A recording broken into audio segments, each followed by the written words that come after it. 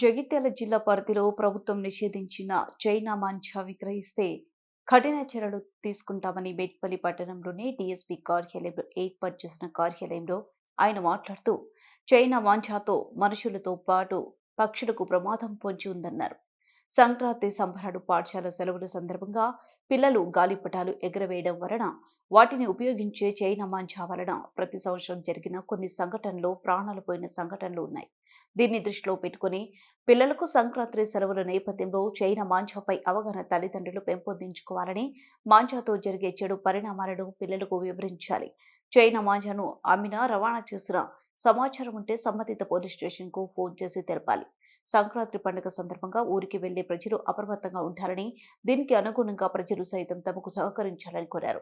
ఊరికి వెళ్లే ప్రజలు ఇంట్లో ఉన్న నగదు, బంగారు ఆభరణాలు, విలువైన వస్తువులను తమ వెంట తీసుకుని వెళ్లాలని లేదా బ్యాంకు లాకర్లో అయినా దాచిపెట్టుకోవాలని సూచించారు.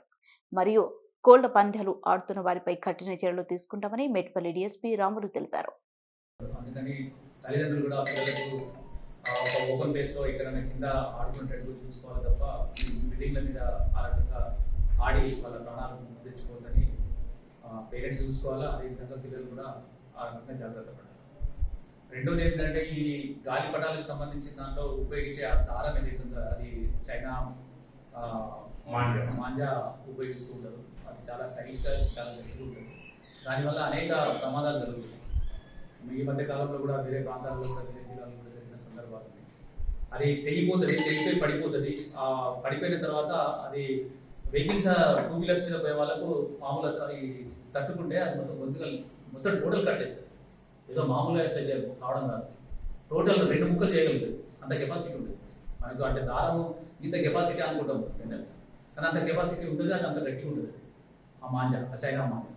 సో దయచేసి ఈ గాలిపటాలకు ఉపయోగించే ఈ దారం ఏదైతే ఉందో దాన్ని ఎట్టి పరిస్థితులు కూడా అది ఉపయోగించవద్దు. అదేవిధంగా మేము మా ఎస్ఐ గారికి ఇట్లా గాలిపటాలు అమ్మే వాళ్ళకు కూడా అది వార్నింగ్ ఇవ్వడం జరిగింది.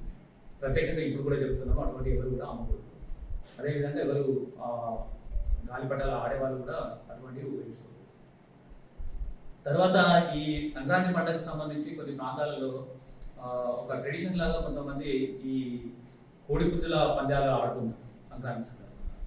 అది కూడా ఎట్టి పరిస్థితుల్లో కూడా అది ఒక జూదం. దానికి సంబంధించింది కూడా ఎట్టి పరిస్థితుల్లో పోలీస్ డిపార్ట్మెంట్ దాన్ని అభివృద్ధి. అది ఒకవేళ ఎవరైనా చేసినట్టు తెలిస్తే మాత్రం పక్క అన్ని చర్యలు తీసుకోబడుతుంది. అది ఏ ప్రాంతాల్లో జరుగుతాయని కూడా మేము కొన్ని ఐడెంటిఫై చేసినాం. దాంట్లో మేము ప్రత్యేకమైన అదేవిధంగా ప్రత్యేకమైన మా పోలీస్ వాళ్ళు కూడా రేట్ చేస్తారు. కానీ అది ఎట్టి పరిస్థితుల్లో ఎవరు చేయకూడదు, అట్లా ఆడకూడదు. అది ఒక పెద్ద ట్రెడిషన్ లాగా సంక్రాంతి పండుగ ఆడాలనే ఉద్దేశంతో కూడా కొంతమంది చేస్తుంది. అది కరెక్ట్ కాదు. అది ఎందుకంటే జూదం ఆడడం ట్రెడిషన్ ఎట్లయితుంది, ఒక చెడు పని ట్రెడిషన్ ఎట్లయితే, మంచి పని ట్రెడిషన్ కావాలా, సంస్కృతి కావాలా. అంతేగాని చెడు పని ఆడడం అనేది కరెక్ట్ ట్రెడిషన్ కాదు. అది జూదం ఆడడం కరెక్ట్ కాదు. అసలు ఎక్కడ కూడా ఆడద్దు. ఎవరికైనా అటువంటి సమాచారం వచ్చినా కూడా మాకు ఇన్ఫార్మ్ చేయండి. ఎవరికి తెలియకుండా ఇన్ఫార్మ్ చేయండి. మేము కూడా వాళ్ళ పిల్లలను గోప్యంగా ఉంచుతాం. అదేవిధంగా ఈ సంక్రాంతి పండుగ రోజు చాలా పెద్ద పండుగ కనుక ప్రత్యేకంగా ఆంధ్ర ప్రాంతంలో పెద్ద పండుగ. సో ఇక్కడ మన దగ్గర కూడా మంచి పండుగ, పెద్ద పండుగ. సో ఇక్కడ కూడా చాలా మంది ఏం చేస్తారంటే ఊళ్ళల్లో కూడా పోతారు, తాళాలు వేసుకుని ఊళ్ళల్లో పోతారు. అటువంటిప్పుడు ప్రాపర్టీ అఫెన్సెస్ జరిగే అవకాశాలు కూడా ఆ ఇళ్లలో జరిగే అవకాశాలు ఉంటాయి. అందుకని ఈ ఊళ్ళలోకి పోయే వాళ్ళు తీసుకోవాల్సిన జాగ్రత్తలు ఏంటంటే తాళాలు వేసిన వాటిని తాళాలు అవపడినట్టే వేయకండి. అవపడడం అంటే తాళము బయట అవపడదు. ఉదాహరణకు బయట కట్టెన్ ఉంది అనుకోండి, తాళం వేస్తే కట్టెన్ వేయండి. అది బయట నుంచి చూస్తే అవపడదు.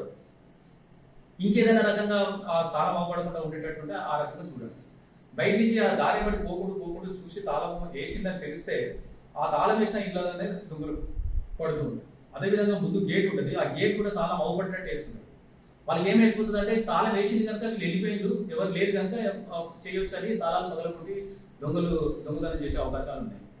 అందుకని ఎట్టి పరిస్థితులు కూడా ఈ తాళాలు అవపడేటట్టు తగినంత వరకు జాగ్రత్త తీసుకుని అవపడకుండా చూడండి. తాళాలు అవపడకుండా తాళాలు ఇస్తామని.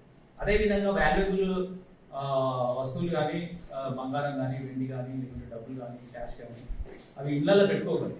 వాళ్ళ లాకర్స్లో సురక్షితంగా పెట్టుకోవాలి తప్ప జనరల్గా ఇళ్లలో ఎక్కువ వస్తువులు, వాల్యుబుల్ వస్తువులు అటువంటి పెట్టకండి. క్యాష్ కూడా ఎక్కువ పెట్టుకోకండి, లాకర్లో పెట్టుకోండి.